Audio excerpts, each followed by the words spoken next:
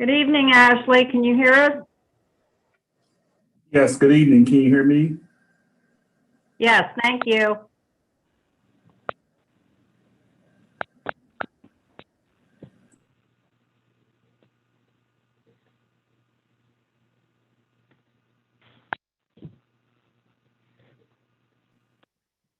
Hi, Travis. Can you hear me? Yes, can you hear me? Yes, we can. Thank you. Thanks.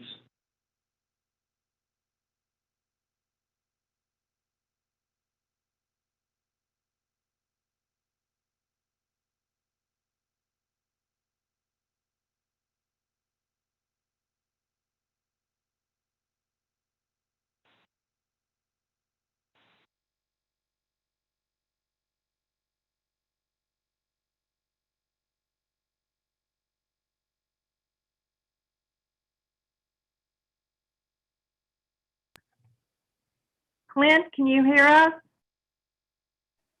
I can, yes. How is everybody tonight? Doing well, thank you. Great. We have a quorum. The live stream has started, so I guess whenever you're ready, you can start. All right, let's see here. Just want to make sure. Denny, Jeff, Jeremiah, Randy, BJ. I just sent David Klein the information because he didn't have it and he responded back, so he should log in any minute, I would suspect. I'm sorry? David is already with us. All right, well, great. Yeah. So we have everybody then. Yes. Well, if everybody's ready, we'll go ahead and get started. Good evening. This is a Planning Commission public information meeting. Present at this evening's meeting are Jeremiah Weddle, Denny Reeder, David Klein, BJ Getz, Jeff Semler, Randy Wagner, and I'm Clint Wiley. The purpose of this meeting is to consider a text amendment application prepared for section 4.26 of the Washington County Zoning Ordinance. The process is as follows. Staff will present a summary of the application. Planning Commission members will have the opportunity to ask questions of the staff, and citizens will be given the opportunity for comment. Individuals will be given 3 minutes to speak, and one representative of a group or organization will be given 5 minutes to speak. The Planning Commission will review all facts and information received during the meeting and make its recommendation at a later date to the Board of County Commissioners. The Board of County Commissioners will then hold a public hearing. The date of the County Commissioners' public hearing is not known at this time, but it will be advertised in local newspapers' legal ads 14 days before the hearing and again 7 days before the hearing, as well as posted on the county's website. At the end of the County Commissioners' public hearing, the comment period will close. For your information, this meeting is being recorded.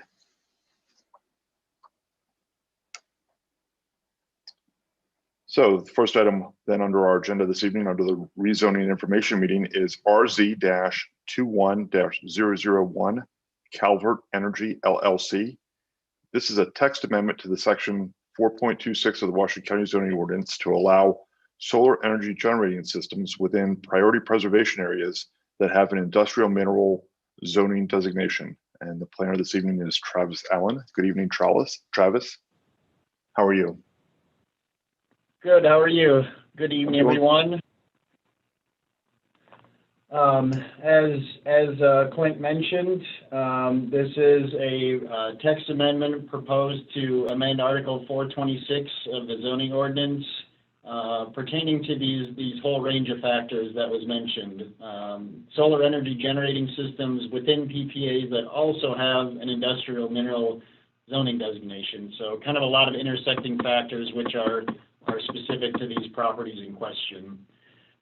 So this proposed text amendment would permit, as a special exception, the location of solar energy generating systems on lands that fall both within the PPA and inside of an IM zoning district. The text amendment is pretty narrowly tailored to be specific to these properties that are encompassed by the Boonesboro Quarry, which you can see. You can go back to the previous slide, Megan. to the properties covered by the Boonesboro Quarry on Benavola Church Road. So these amendments would not change any other existing regulations for solar, for PPAs, or mining as they currently exist in the county. So to provide a little background, the images that you see on your screen now kind of relate to how the development of this property has unfolded over the course of time. First, in 1999, you had the creation of the IM zoning district, which you can see in the left picture covers all 4 of these parcels. In the middle, then you can see the county's priority preservation area as it's situated over these parcels, excluding the top right one, which includes the main pit. But you can also see then in the right-hand side that by the time the county's PPA was established in 2008, the quarry was largely already to the extent of disturbance that it is today. So in trying to sort of tease out exactly why or what the reasoning was for that occurring, as kind of mentioned in the staff report, this may have potentially been something that the county did intentionally. As stated in that report, some other counties have targeted land such as this for reclamation to be put towards various public purposes after the mining operations cease, and ag and forestry uses do represent potential uses for land such as this. So that's one possibility. It's also very possible that this was just simply an accidental administrative oversight because of the very large number of parcels that were looked at as a part of the creation of the county's priority preservation area. You can go to the next slide, Megan. So basically all the applicant is looking to do here, you can see the existing text of that section of the zoning ordinance right now, and they are just looking to insert this clause within kind of the second part of the statement there that would enable the creation of solar energy generating systems in PPAs if there is also an industrial mineral overlay on that particular property. So it really just kind of affects this one single clause. So to kind of wrap things up here before turning it over to the applicant, we did route this out to a number of different agencies, both within the county and outside, and did not receive any comments in relation to the proposed amendment. We also have not received any public comments, either for or against this proposed text amendment. And we would say that while there's, kind of differing opinions on how much or where solar should be located throughout the county by various people, probably a good number of people would agree that the creation of solar energy generating systems on brownfield land such as this provides kind of a publicly beneficial reuse of these lands, which don't have a lot of other things that they can be converted to once the mining operations have ceased. So in the end, I think this would be kind of a win-win for both the county as well as the state goals for solar energy creation. We would also say that the removal of these parcels from the PPA probably would have very limited effects on the county's long-term ag land preservation goals.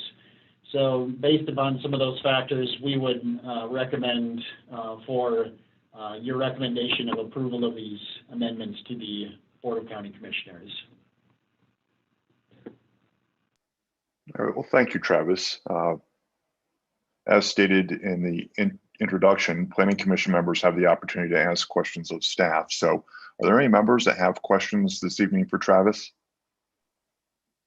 Travis, this is Denny Reader. It's 4 parcels total. What's the total acreage of all 4 parcels?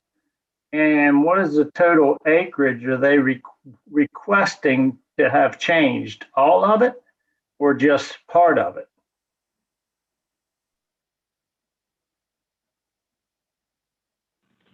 Let me see if I can find that information for you, Denny. Hold on just a second.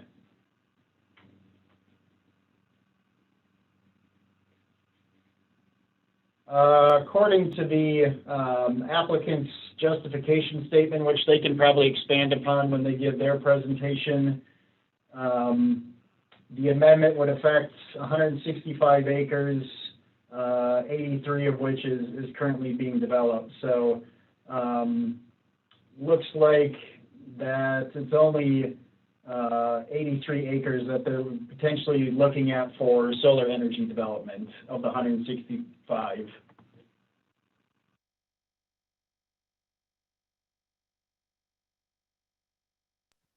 Okay, no further questions right now. Thanks, Travis. Any other questions from members of the board? Yeah, this is Jer. I have a question. The acreage that they're talking about putting in solar, what is there currently? Is it vacant land? Is it crop ground? What is it? Most of it at this point, I think, as you can see from the pictures, is largely already being mined or is sort of peripheral to the actual mine. I only see really one of those 4 parcels as being anything resembling ag ground at this point, but I think most of it is probably already currently involved in the mining operations. I mean, it looks to me like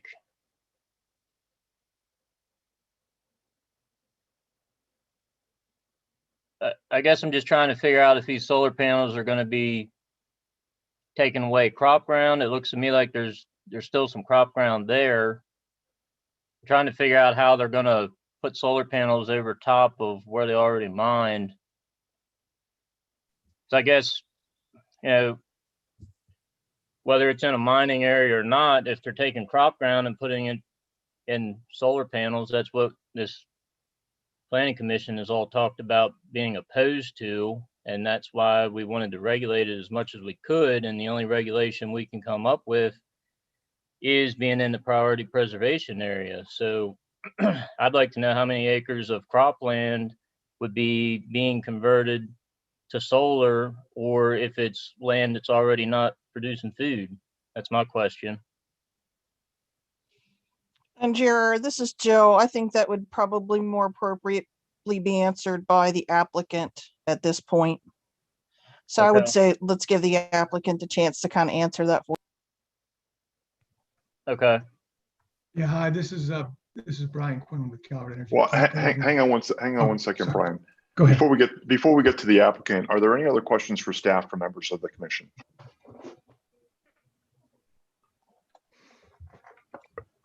Okay, go ahead. BJ, this is Jeff Sumler. This is a question perhaps not pertinent to the issue, but what if any reclamation is required on this property? We're talking about this place being spent. I mean, that's what I'm gathering. That's why we're putting solar panels here. So what if any reclamation is required?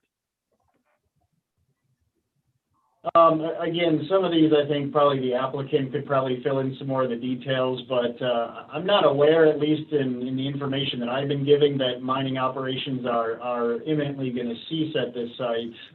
So it's sort of my assumption, I could be wrong, that they're going to be using these solar panels to help support some of the existing operations at the mine here.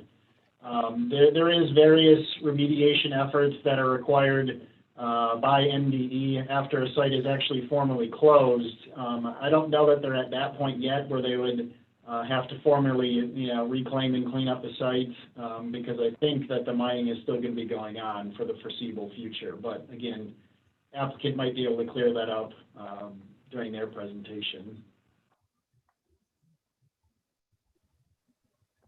All right, and if we're ready, we'll go ahead and have the applicant do their presentation, because that might help us better phrase questions to get more concrete answers. Yeah, this is Brian Quinlan with Calvert Energy. Can everyone hear me all right? We can, yes. Thank you. Okay, great. I think the staff covered the kind of big picture of what we're asking for in the text amendment, and it is very limited and very narrow. This is the only mineral overlay area in the whole county that has both PPA and and the mineral overlay on it. So it's only this site that's been shown. And when you're looking at the aerial, the area that's undisturbed, that's basically on the western side of the mine, and then on the southern side of the mine, would be really the only areas that could be used. There's no, in our plan for what we're trying to do on the site, there's no reclamation that's going to be done. The area that we are considering for the solar is the area that's on the very southern tip, that's not disturbed, on the very southern end of the mining operation. It's currently not disturbed, and in our discussions for leasing the site from Martin Marietta, it'll be years before it would be used. So it fits into both the plan for solar, and kind of aligning the state goals. In the community solar program, the state has actually set aside a certain amount of capacity for brownfield projects, and mine lands are included in those projects. So this is consistent with the state's goals. I think that answers the questions. But Jeremiah, do you have any questions? So this is not a solar array that's generating power for the mine at all. It's the same old lease the land. The power will have nothing to do with the mine, correct? yeah, that's correct. It's what they term in a community solar generating facility is what it is. So yeah, the electricity will be put onto Potomac Edison distribution lines and sent out into the grid. It will not be used by the mining operation on site.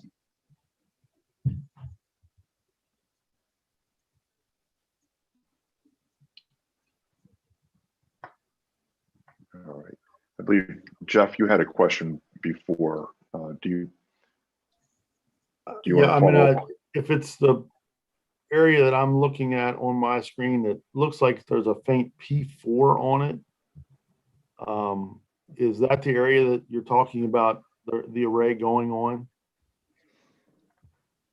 Yes, that's the location. Yes. And then to be more direct with Jeremiah's question, what is the current land use? It is being leased right now by a farmer. Okay, all right. And then I guess to question even further, you say that is for future, that would be mined in the future? It's in the mineral overlay, and it is in the mining permit. So yes.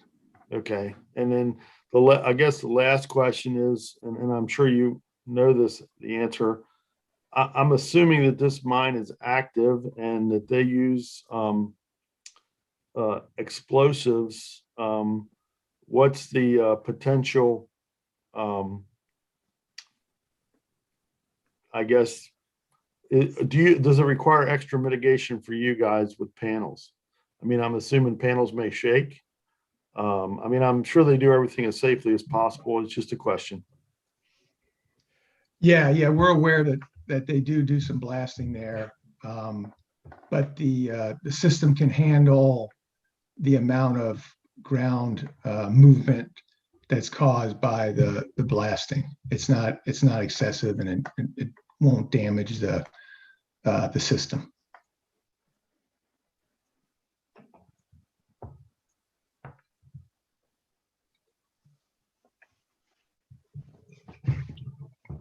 Are there any other questions for the applicant? I brings back, this is Denny, I'm back to Travis. So Travis, if we're just looking at an 83 acre parcel, are we just looking for priority preservation? That alone? Or again, the whole property, 165 acres?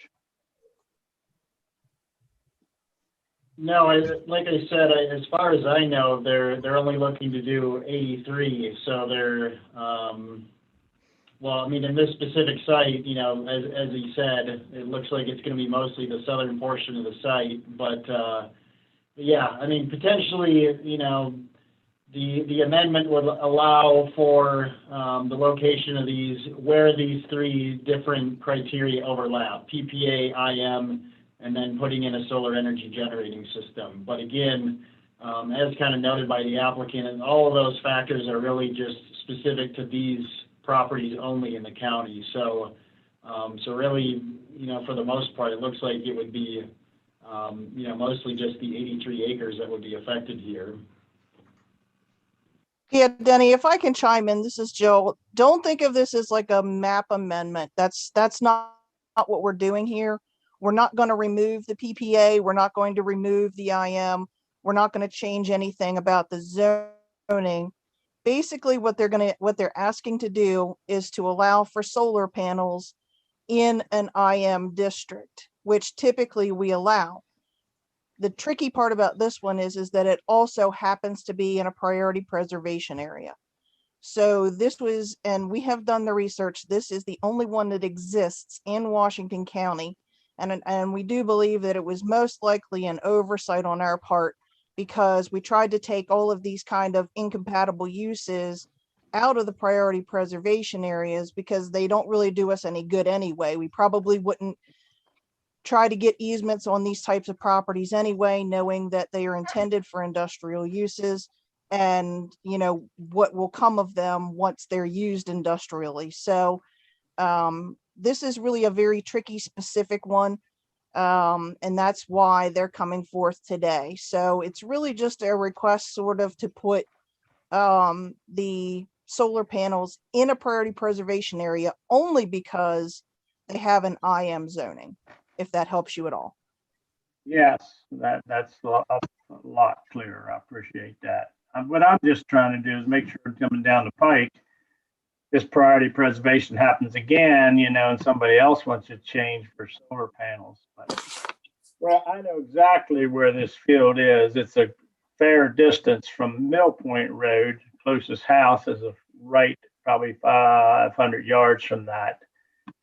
You look at the picture, Quarry 05, you can see that little house that used to be the similar property right there. So it's still a good distance from Mill Point. It's real mass southwest. So, all right. Thanks, Jill. Hey, this is Randy. I have a question, Jill. Now this goes to the commissioners, whatever the recommendation is from planning.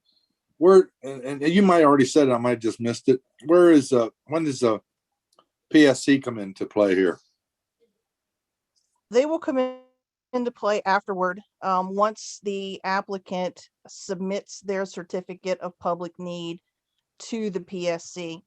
So they aren't able to submit it right now. Well, they could, but they know the applicant understands the process, and that the PSC, if they got an application right now from this entity, the PSC would likely raise red flags and say, well, wait a minute, did you talk to the local jurisdiction? It's in a priority preservation area. Why don't you think again? So the PSC has at least been on our side with those kind of things. I think the applicant here is just being proactive. And I don't believe, Brian, correct me if I'm wrong, I don't believe they have applied to the PSC yet, but that would probably be the next phase, is applying to them. Yeah, this is Brian. So for this actual project that we're looking at on this site, you know, this is beyond the text amendment, but if we get it approved and we actually move forward the project, it's done under the community solar regulations, and the limit is 2 megawatts. And so we're going to keep it, so it'll be under the limit that it has to go to get a CPCN. So we will not be going to the PSC I was or gonna ask CPCN. you was, you say it's under 2 megawatts? Right. If it's less than 2 megawatts, then you don't go Have to you the, applied to be part of the community solar pilot yet? sorry, I missed your question. Have you applied at Potomac Edison to be part of the community solar pilot yet? Yes, yes. It's And pending right now. where does that application stand? Have you been accepted? We're waiting for the final approval from Potomac Edison. It was submitted 2 months ago.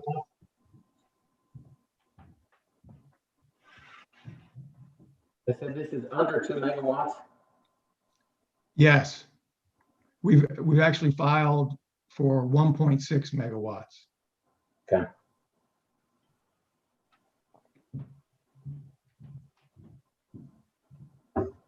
Yeah, I really don't think that this was a mistake. When you look at the priority preservation area map, it's not a mistake. This property is sitting in the middle of one of our most pristine priority preservation areas in the county. So I think we're looking at it wrong here. We have an industrial mineral zoning designation within our priority preservation area as a whole. If you look at the expanded map, I can't even believe we're having this conversation. You're talking about doing exactly what we've all spent the last couple months talking about, us wanting to be able to control and limit, and the only thing we can do to control it is the priority preservation areas. So why now is this even coming in front of us to now, I don't think we need to look at this property just as itself. This property sits in the middle of one of our best priority preservation areas. So, we're doing exactly what we said we didn't want to do. I can't even believe that this is being presented to us, and I'm very surprised that staff is recommending it, to be honest.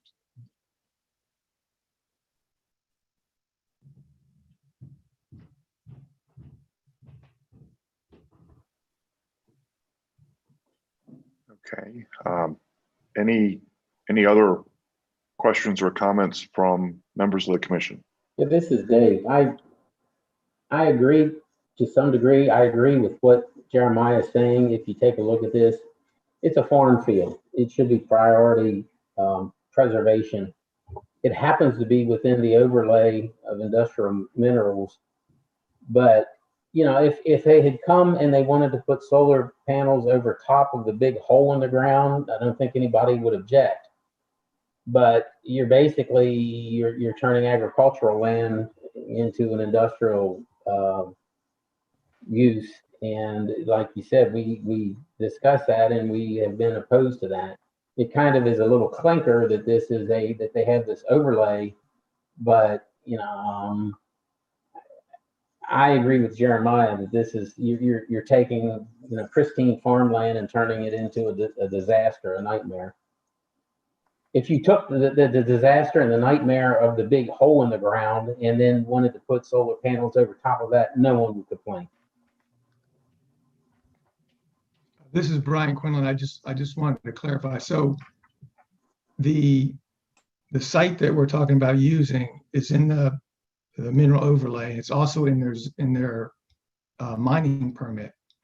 So the disturbance from the mining efforts is far more excessive than if there was a solar project there.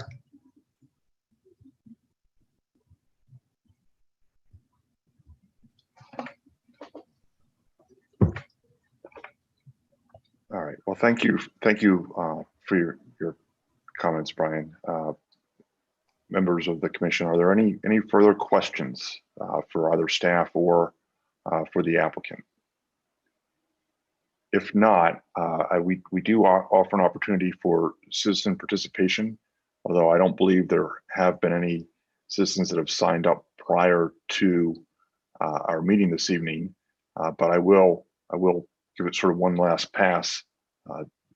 Travis or Megan, anybody, do you know of anybody that may have logged in to comment from the public? I do not believe there's anybody logged in currently to comment. Okay. Hey, Clint, Yes. this is Dave. I do have one other comment. Oh, sure. Go right ahead. Okay, so the PSC is the final jurisdiction over siting of solar anyway. So you don't really need a text amendment change. To me, if you change that, you take the chance of opening a can of worms. I mean, we can be for this or against this, and in the long run, it really doesn't matter because ultimately it's decided by the PSC.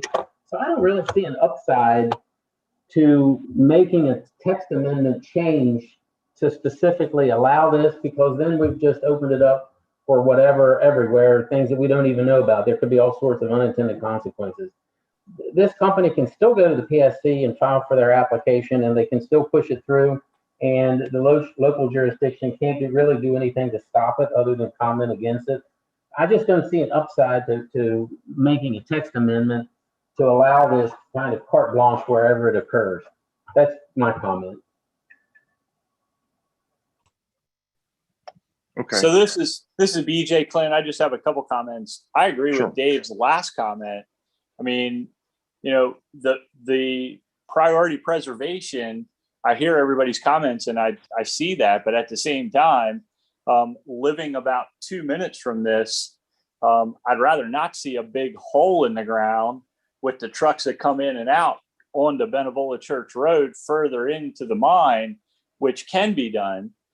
The second comment that I would have is to do a text amendment. While right now this is the only IM zoning over a priority preservation area in the county, that doesn't mean that 10 years from now it might not be that way. And then we've added a text amendment that may impact another property somewhere in the future. So I'm not sure why we would go with the text amendment at all. That's an interesting point. Exactly. And, if you're comparing a hole in the ground to solar panels, well, if there were imminent plans to make that a hole in the ground, they wouldn't be planning to put solar panels there. So, I mean, we have no control or influence over what the company does. We do have control or influence over our statement about priority preservation lands.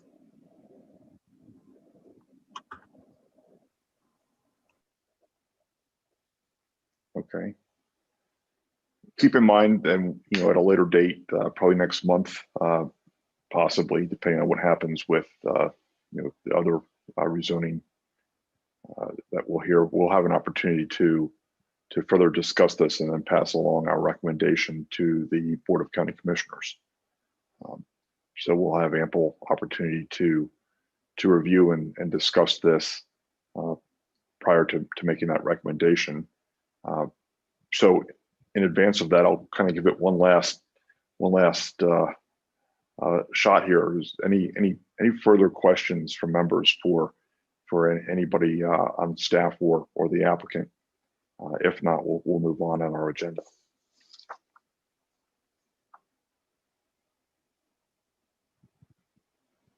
All right, I don't hear any. So thank you very much, Travis. I appreciate your presentation this evening.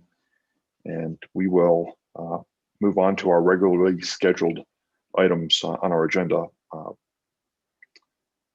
In case anybody did not get the information, the second item under the rezoning agenda this evening, the Morris and Ritchie Associates item has been pulled from this evening's agenda and will more than likely be on the June agenda, or at least in some future agenda, but it's not to be heard this evening.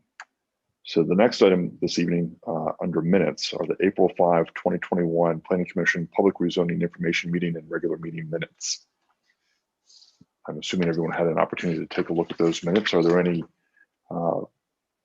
comments or changes? Questions? Hearing none, I will need a motion. Clint, this is Jeff Summer. I move we accept the minutes as printed. Is there a second? Gary Weddle, second. We've got a motion and a second. All in favor? Aye. Aye. Opposed? So carried. Thank you. Next on our agenda, under old business, we have RZ-20-002. This is a recommendation for the proposed text amendment to the Washington County zoning ordinance for the inclusion of short-term residential rentals. And the planner is Jill Baker. Good evening, Jill. Good evening. Thank you, Clint. This is Jill Baker, Director of the Department of Planning and Zoning. As you may recall, last month, we held a public information meeting regarding proposed text amendment for inclusion of short-term residential rentals. If you'll recall, this applies to sort of the new things that are happening out there in terms of Airbnbs, VRBOs, things like that, where people were renting out what were classically known as traditional residential housing, where they may rent out several rooms or they may rent out an entire home. The difference being from most uses that we have like this is that these uses would not be owner occupied. These would be basically sort of a residential motel kind of use. You'll recall that through the presentation, I think we only had one person who actually commented during the meeting, and that person was in support of these types of uses. So staff has absolutely nothing further to add. We'd be happy to answer any questions, and we're seeking a recommendation to the Board of County Commissioners at this time. Okay, members of the board, do you have any questions or discussion?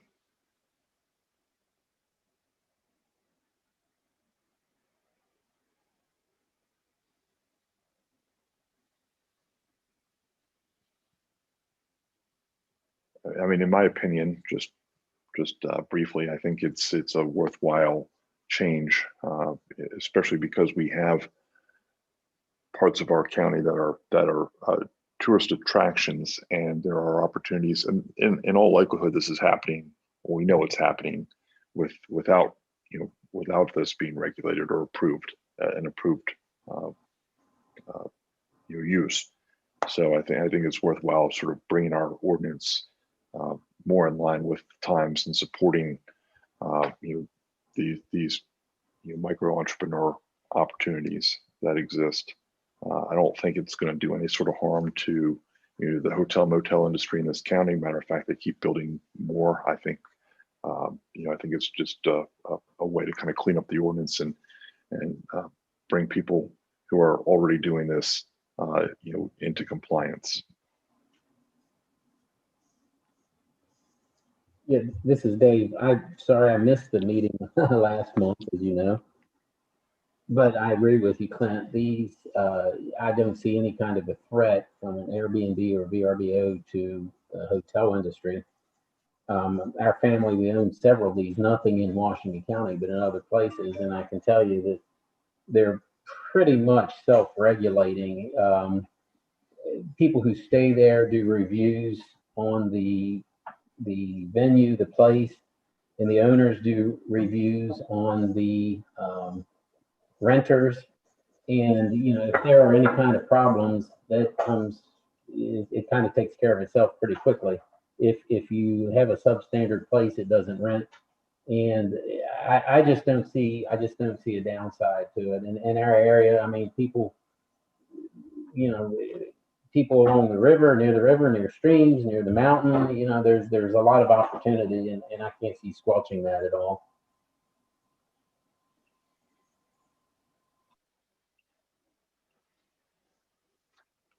I agree. Any other comments from members? Hearing none, we would need to make a recommendation, and I suggest a motion one way or the other. This is Denny. Make a motion to move forward. We have a motion. Is there a second? Second. We have a motion and a second. All in favor? Aye.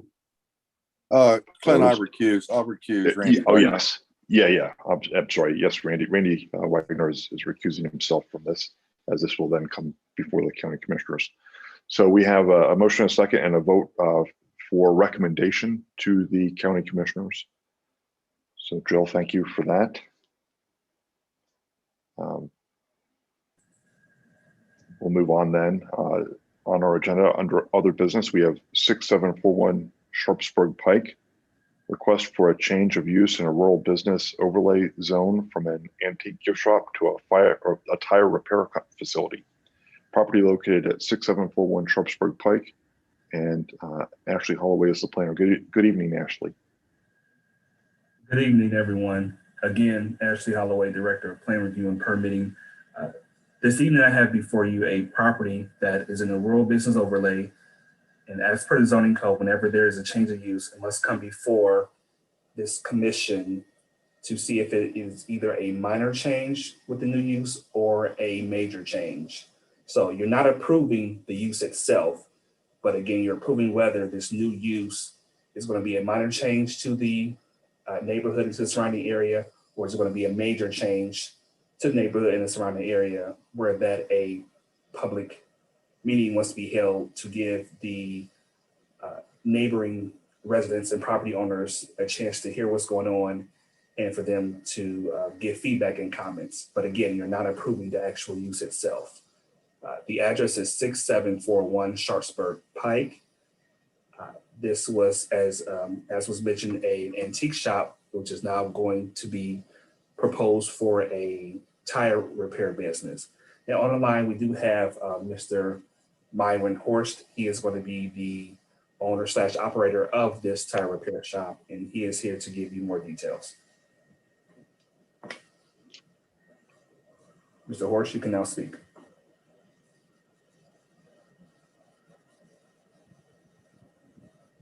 Mr. Hurst, you may be on mute. If you could unmute, please. Okay, I have. All right, go right ahead, sir. So this property, as far as I understand, has had a excavation business operated out of it, and previous to that was a trash business as to where the trucks were stored and serviced from time weekly. And then whenever that business was sold, there was an excavation business put in place, and I've talked to the present owners. That business is still functioning, for they have recently paid the new business license for both the excavation business and the gift shop, the antique gift shop. So we have those businesses already in place. The question is whether it would be permissible to operate a tire shop out of that facility. So would the tire shop be replacing the other businesses that are there, or would it be in addition to? It would replace. No. Okay. It would be replacing. Okay. Thank you. Any questions from members of the commission for Mr. Hurst? This is Denny Reader. I'm familiar with the property. It used to be Melvin Draper's property. He did also what Mr. Hurst said, had an excavating trash, and it's far back off 65, and they're very familiar with it. Interested also in Mr. Hurst's business. How many employees do you have? One employee. Okay. So it's a small tire business, so I'm fine. No other questions. Okay. Any other questions from members of the board?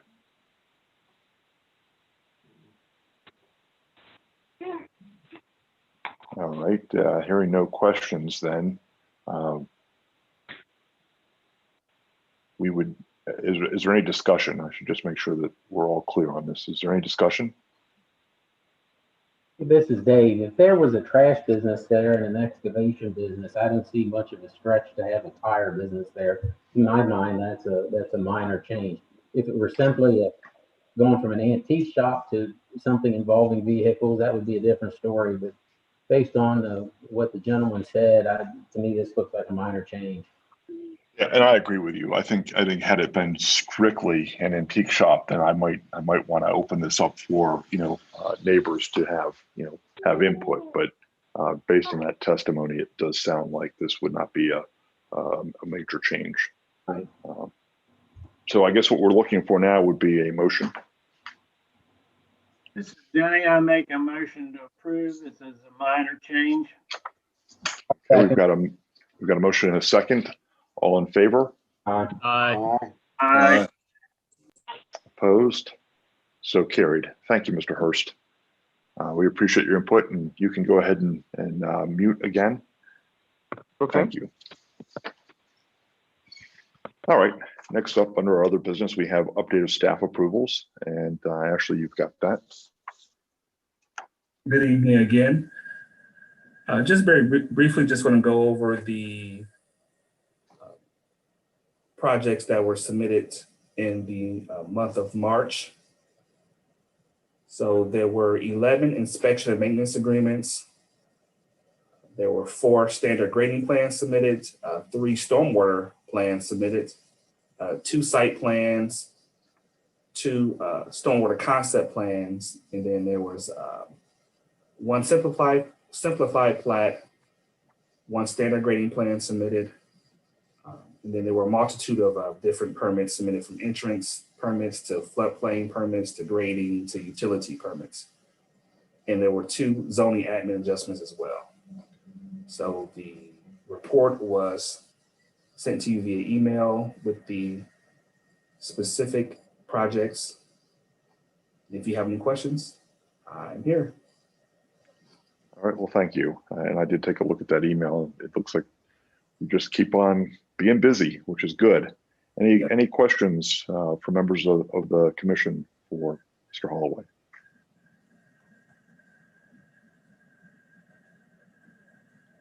Hearing none, we'll move on to the next item. We have the solid waste management and recycling plan, comments on draft chapters 4 and 5, and consensus on plan for distribution to the state.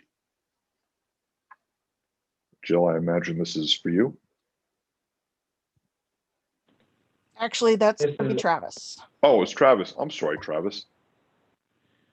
Yeah, so again, Travis Allen, comprehensive planner. Yeah, so you'll recall a couple months ago now, we did the kind of introductory presentation for the entire plan. And then previous to now, you guys reviewed chapters 1 through 3. And now we're just looking at chapters 4 and 5, which do contain some more of the details of what the county is at least potentially going to consider doing for solid waste and recycling for the next 10 years. So we're just seeing if you have any final comments on these chapters, and then also looking to see if we can gain consensus as to whether to go ahead and send this draft to the state so we can get their review and comment. All right. For members of the commission, your thoughts and comments, please. Travis, this is Denny. I did read over it a good bit. It's pretty interesting. You did a lot of work on that. Page 3, under waste utilization. Do we recycle? I know the one landfill in Williamsport's closed. Do we recycle out anything out on 40 West that would address waste utilization?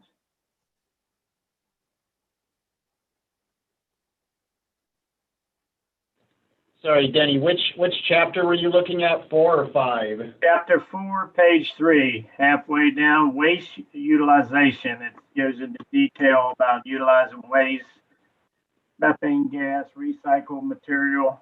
I know the rubble landfill's closed, correct, in 2000, something like that? It was in one of your notes. Yeah, the rubble landfill has been inactive since 2000, and they're actually in the process of going ahead and capping that and formally closing it in the next couple of years. It's in the capital budget. Okay. That specific section at the beginning of that chapter is kind of more so referring to some of the things that the county is looking at in the future. Various potential waste to energy strategies, that kind of thing. in terms of that particular process. But yeah, I mean, they do recyclables collection at 40 West Landfill before, I think, taking it out to various sorting facilities and places like that for final processing and marketing and that kind of thing. Okay, I haven't been out there in years, and I've seen that, and I didn't know if we did any of that, but that's fine. Do we catch methane gas out there also? Off the landfill? They had that proposed during the last period where there was the whole waste to energy project that the county was pursuing with Frederick County and Carroll County. So that was going to kind of work in tandem with that project, I believe. So that did not ultimately, as far as I know, end up coming to fruition. But I think it is one of the things that they're looking at as potential options, depending on how things shake out for this planning cycle during the next 10-year period.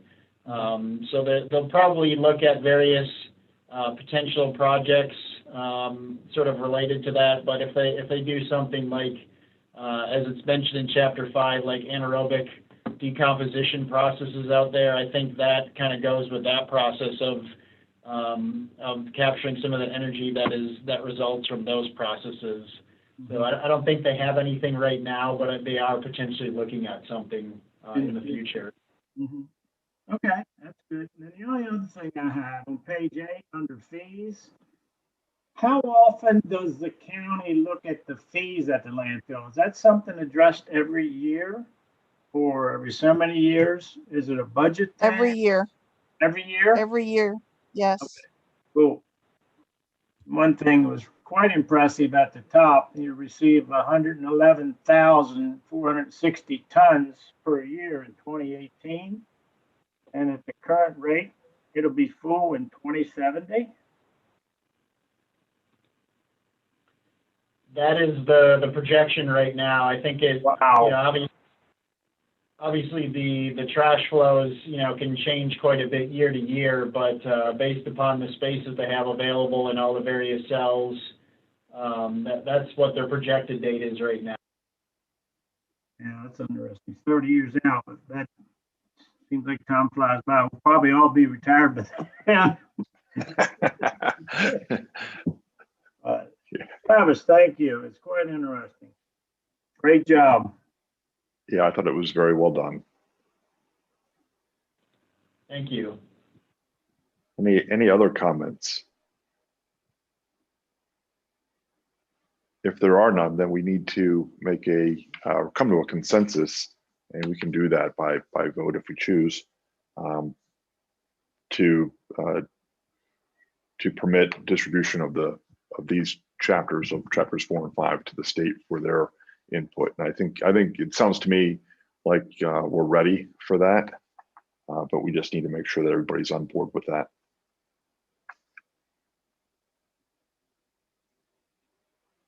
You know what we could do? We could just do it by a simple vote. So why don't we do it this way? All in favor of sending this plan to the state for review, say aye. Aye. Aye. Opposed? All right, so there's our consensus, Travis. I think we're all in agreement that it's ready to move on to the next step. And that concludes. I'm sorry. Go ahead, Travis. Sorry, I was just going to say thank you, and we have had solid waste involved the whole time in terms of getting their input. So you know, if any members of the commission, you know, had any reservations about whether solid waste has reviewed all the various versions of this plan, that they have been looking at it the whole time. Okay. Yeah, and it's important that they're involved and on board, of course. So that concludes the agenda this evening. But before we adjourn, you know, I just wanted to ask, you know, if this is possible, if that Morris and Ritchie Associates, the RZ-21-003 comes back next month, and we have the discussion for the Calvert Energy from this evening. And if we have other items on the agenda, it might be worth looking, and I don't know if this is possible, but it might be worth looking at, see if we can split that hearing off to its own evening. Which Is that something that? Which hearing is that, Clint? This would be for the Black Rock PUD. Oh yeah, I live over here. There will be a lot of people testifying that. So let's put it this way. For this evening, they had 60 people and counting sign up, and if every one of those people were to take 3 minutes, that's 3.5 hours roughly could be between the transitions of testimony alone. Now, I'm not sure all those people would speak, but they had signed up to. So we could be looking at a 4+ hour, 5 hour kind of meeting, and then with other items on top of it. I'm a little leery that we're not going to be able to conclude it all anyway, and it might make sense to schedule. I'm getting ahead of ourselves. We don't know, at least I don't know right now if they're bringing it back for June or not. But my thought would be, if possible, to split that into 2 evenings, and that would be one, if that could be advertised that way, and that's a question for Jill, and then 2, make sure that we'd all be available on another evening to do that. I think it's a good idea, Clint. Hey,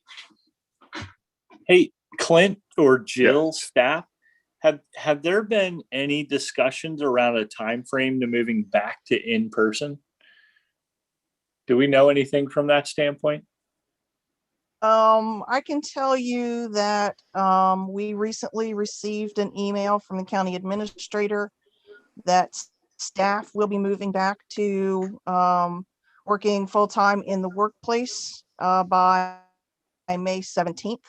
I haven't contacted the administrator yet about in-person board meetings, because the situation is still going to be that public offices will be closed to the general public. So while staff will be in there full time, we're not going to have walk-ins or anything. So I wanted to kind of talk to the county administrator about that and get their feel for in-person meetings. Is there seem to be an overwhelming desire to start coming back to that? Because we can start trying to figure out the logistics of that and come up with a plan.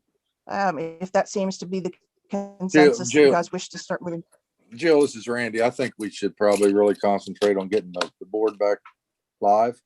But Okay. then I'm going to let it up to the rest of the board and you guys and staff to figure out how we do. As Clint said, there was 60 people signed up. Obviously, we're not going to let 60 people roll in. We're limiting the county commissioners to about 3 public comments, staggered in. Citizens come in. So I don't know how we'd handle that, but I'd let that up to y'all. Yeah, I mean, my only comment is the productivity of the meetings when we're in person, the discussion that can happen, just, as we think about what our role is on behalf of the county, a lot of discussion and so forth. It's stronger in person. That's why I asked the question.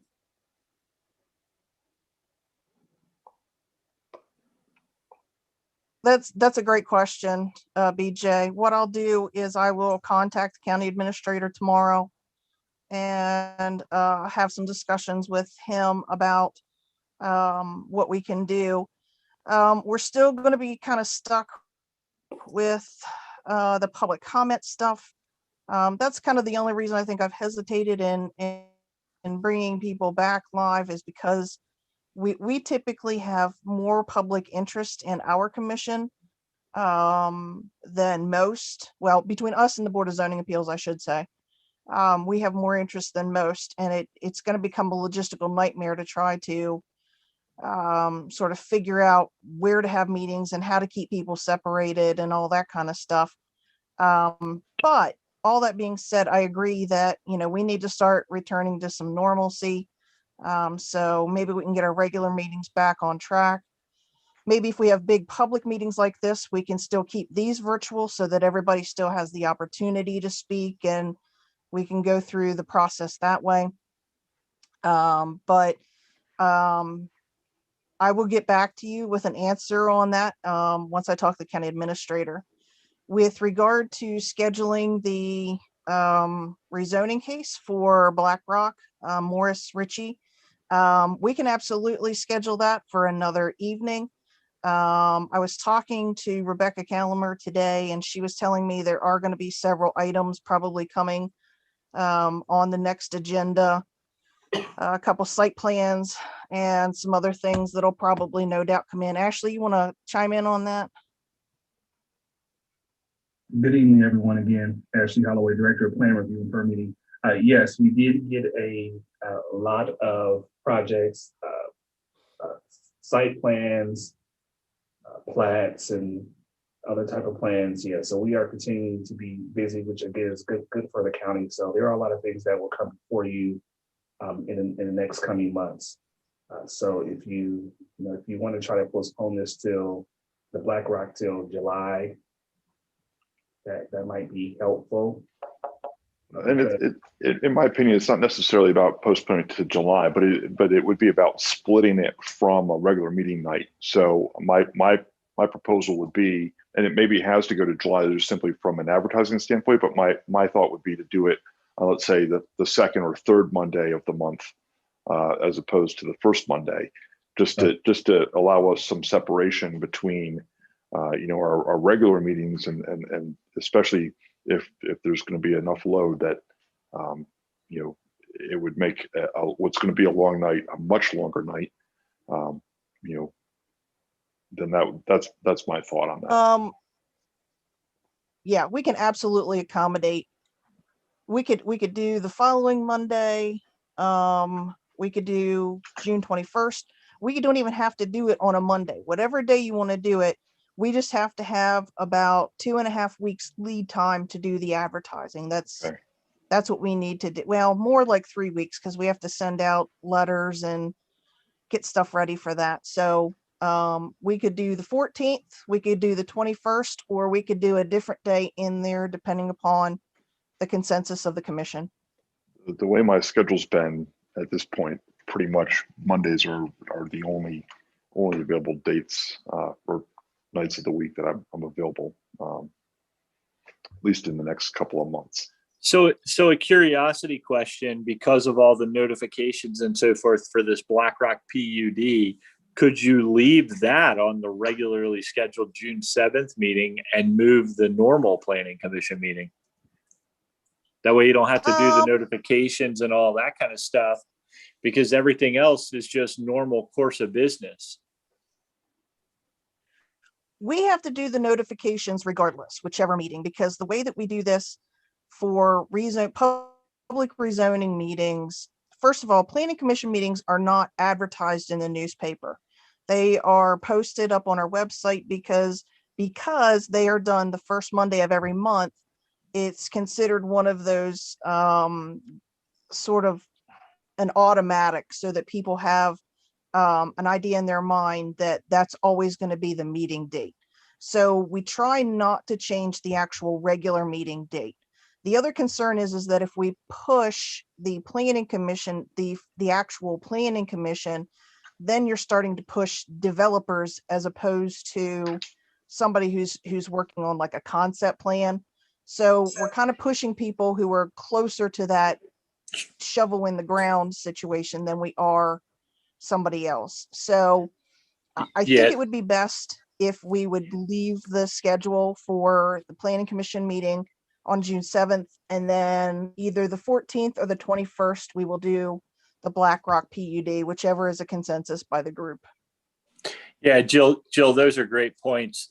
I agree with you 100%. I didn't think about a couple of those points, and I didn't know you had to do notifications for the planning commission meeting.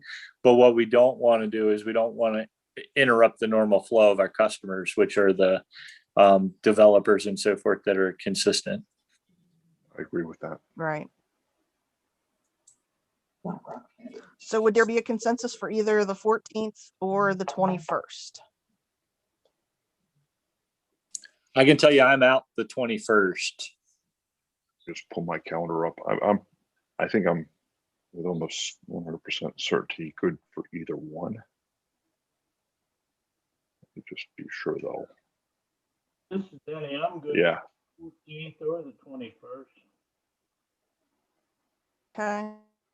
yeah, I'm fine for either one, the 14th or the 21st. But I think we should do on the 14th just so we don't let BJ off the hook.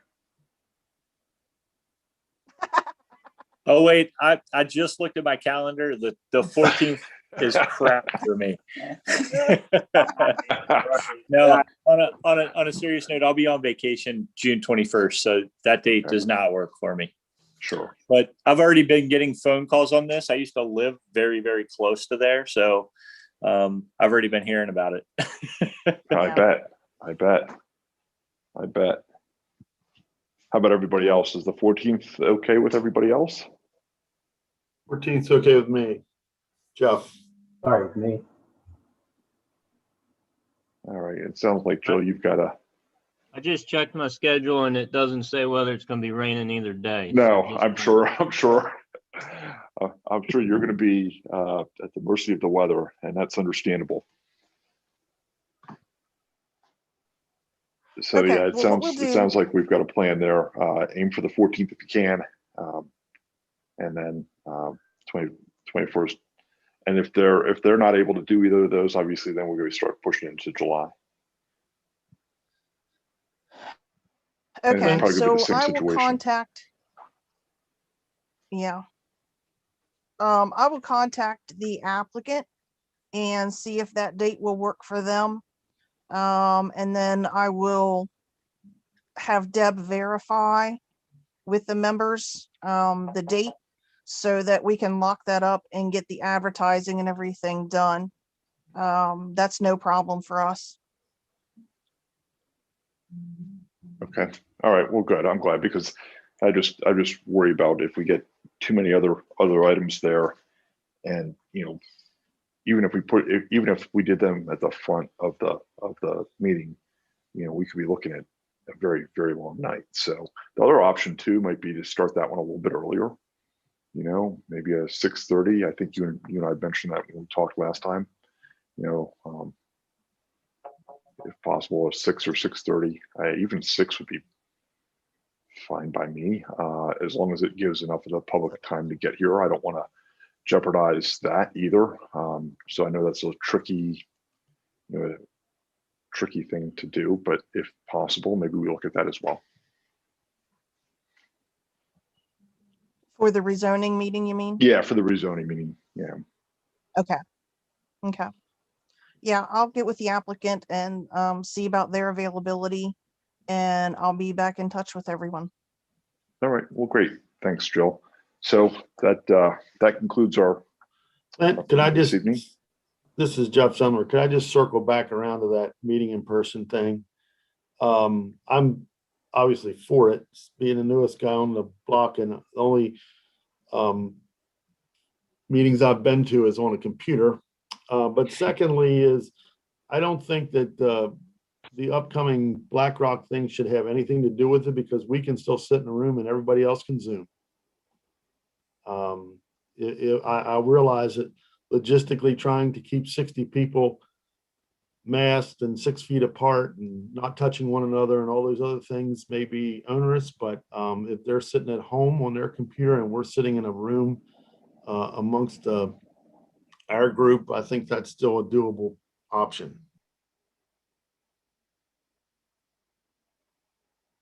I'd be fine with that too. If I'm sitting in a room for 4 hours, there needs to be refreshments. You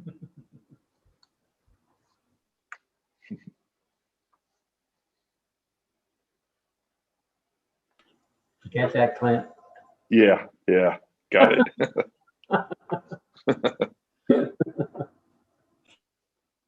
I'm just making notes.